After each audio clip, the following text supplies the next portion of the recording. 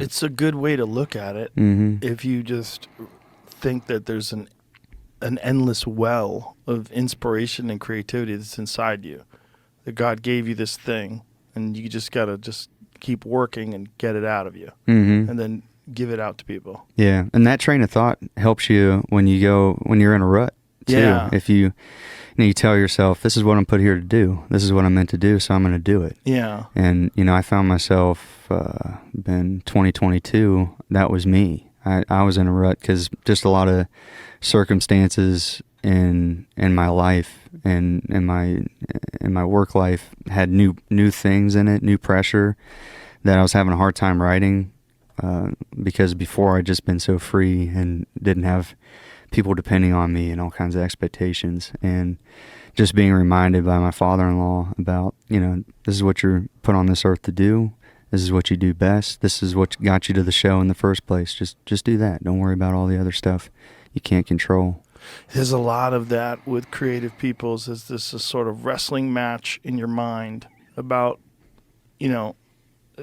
anxieties, what you desire, what you hope to happen, where is it going?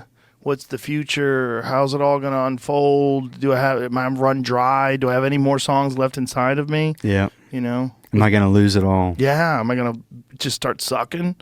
Am I going to fall off? Is nobody going to like me anymore? Mm-hmm. That's a big one. And that was happening to me. And it was February 22. We got off tour and labels started coming into the picture for the first time. Before that, I never had to worry about that. And then I had a band that was dependent upon me, and they'd given up their jobs, like they'd gone all in. So they have, their livelihoods were dependent upon it. And it took me a lot of work to shake all that off and get back to like that like clean slate of mind of just writing because I love doing it. And that's what I'm put here to do.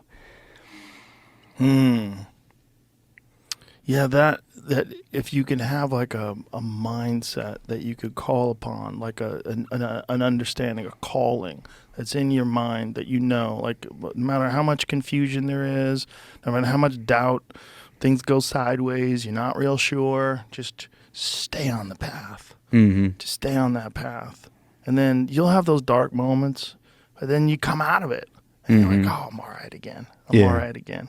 Yeah. And once you've gone through something like that, it makes you a lot better on the other end. Because when you see it again, you're like, I know what this is. Yes. I'm just going to keep working right through it. And yes. We'll be fine. We're going to be just fine. Well, that's why heartache for teenagers is the hardest thing ever. You never experienced it before. Yeah. You get dumped when you're 15. You're like, the world is over. I know. It's devastating. Yeah. It's fucking devastating. If I could go back and talk to myself as a teenage kid. Oh my God, I have so much advice. Yeah. I would have so much advice, but I wouldn't listen anyway. My young me was an idiot. He wouldn't have listened. Yeah. I'm like, dude, you're going to be fine. No, I have to marry her. She's the one for me. I'm lost without her. You fucking idiot. You just listen to too many stupid songs. You're fine. Yeah. Yeah, life is short, but it's also pretty long. And sometimes young folks, they lose sight of, just how much time there is ahead of them for who knows what's going to come their way. There's a song lyric in that. Life is short, but it's also pretty long. Because that is 100% true. Yeah, definitely a good theme for a song there. Yeah. Life is short. It really is very short. But it is fucking long. It's the learning process is long. Yeah, It's long. Just figure out life. It's a slodge. Every day, it's just like a little more information creeps in and gets sort of like accepted. Yeah. Like written in. I get it now. Okay, now I really get it. Now I get it. Yep. And then there's some other little aspect of life that comes around the next year and you learn the hard way on that one. You're like, oh shit, I didn't see that one coming. Yep. Yeah. Boy, that's one of the things that is positive and negative about things like COVID, like some major upheaval of everything where the whole world just gets thrown sideways. You're like, whoa, the negative. I mean, there's so many negatives, right? Loss of life, loss of businesses, everybody fucking at each other's throats. But on the other side of it and the other end of it, you're like, oh, now I kind of understand people a little bit better. Now I understand why character and discipline is so important in friends and people that you love, people that can hang in there and deal with things versus people that cannot adapt and just fall apart and then look for someone to rescue them. Yeah. And these things, you only learn them. There's only one way to learn them. You have to go through some shit. Yep. Yeah. Yeah, if you would have asked me in 2019 how was I going to get through and react to what ended up happening there in 2020, I would have been bullshitting you if I pretended like I knew. My wife and I, too. we had no idea until we went through it. Me too.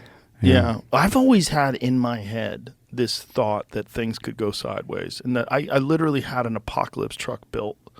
I had a Toyota Land Cruiser built with a giant gas tank and all steel bumpers, and so I'm like, if something gets fucked up, I want something that holds a lot of gas, that can go real far, and I can drive over hills. Did you get like that UN like bulletproof plating? I didn't, because I figure like if it gets to that, you're kind of fucked. If you're in a goddamn gunfight and you got rubber tires, like you're kind of fucked no matter what. Dude, this is a side note, not to go too much to the side, but I saw a wild video the other day of these two like armor truck guards in South Africa. Oh, I've seen that. Did you see that? Yeah, that's Dude. Wild. They're trying to take over this Now, guy's armored truck, and how good were those dudes at keeping their shit together? They kept it together, and you could, and what was so rare about that video is like it's just this stable camera on them where you're watching somebody like trying to keep it together and keeping it together. Yeah, but this is it right here. There you, yeah. They've already got the bullet in the glass. The driver, he's already fighting, in his way. And then you got his passenger there. And now he's like, all right, like you can see it on his face. He's like getting ready to go. Yeah. Wow. And that is a crazy video. That truck ends up coming on the passenger side and shooting some more on that one and trying to ram the truck. Yeah. Yeah, these guys are trying to take over this armored truck. South Africa is wild.